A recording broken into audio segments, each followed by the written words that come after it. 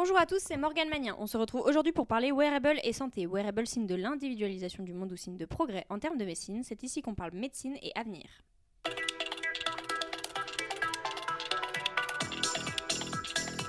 On se retrouve à la suite de la publication du livre intitulé Le corps, nouvel objet connecté, écrit par la CLIN. Ce livre évoque les objets connectés et la notion de pouvoir se quantifier face à ces outils, afin de gagner une autonomie envers sa santé. Les objets connectés sont de plus en plus présents dans le quotidien de tous. Les wearables constituent une catégorie d'objets connectés qui peuvent être portés. Ce terme renvoie donc à l'ensemble des objets, vêtements ou accessoires qui ont la particularité d'être connectés à un appareil comme un téléphone, afin de recueillir des données relatives à la personne qui les porte et à son environnement. Ils sont utilisés par le grand public, le plus connu des wearables étant la montre connectée. À ce jour, nous sommes en compagnie de Dr Mohamed. Bonjour. Et de Madame Le Sauvage, directrice du Groupama Assurance. Bonjour. Dans l'ouvrage de la CLIN, Antoinette Rouvroy, une philosophe, nous dit que les pratiques de la quantification de soi passent dans le domaine de la santé ou entrent dans la microgestion individuelle de sa santé, dans une perspective individuelle de prévention et de perfectionnement qui n'est nécessairement médicalement étayée ni contrôlée, qui n'est plus nécessairement non plus l'evidence-based médecine ni sur l'expertise médicale. Docteur Mohamed, pensez-vous que les wearables peuvent aider à une gestion de sa propre santé ? Dans le secteur de la médecine, souvent nous recommandons l'utilisation des wearables sur la santé de nos patients dans certains cas qu'il existe. Par exemple, il existe un nouveau produit connecté qui s'appelle Livia qui permet d'atténuer les crampes menstruelles avec un petit appareil qui se fixe à la peau du bas du ventre et fournit une stimulation nerveuse électrique pour soulager la douleur. Nos patients deviennent donc plus responsables et ont plus confiance aux résultats transparents. La contrainte ici est de faire attention aux résultats qui peuvent être faussés suite à une mauvaise utilisation de ces outils techniques. Une autre contrainte qui se présente à nous, c'est la question de la perte de confiance envers les médecins. Les patients vont donc avoir tendance à faire confiance aux machines qui, elles, vont donner des chiffres précis, sans tact, tandis qu'avec nous, les médecins, on va avoir plus tendance à échanger sur le sujet, conseiller, etc.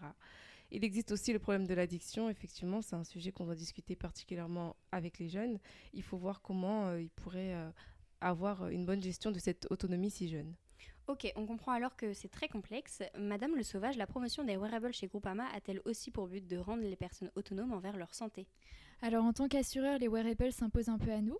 Ils deviennent même un enjeu indéniable. Et l'idée pour nous, c'est vraiment de faire de la prévention.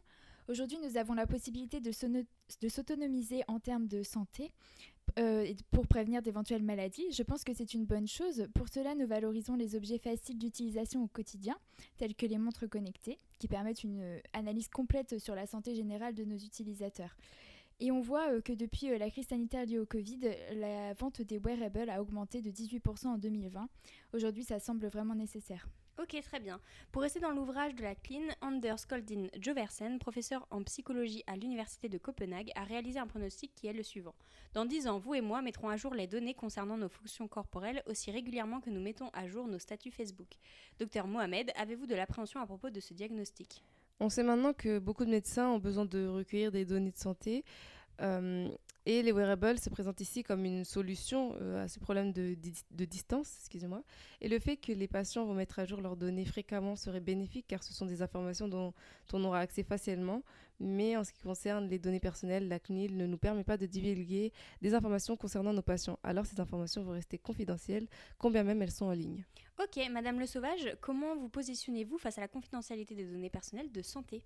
Alors ces objets connectés se basent essentiellement sur la personnalisation.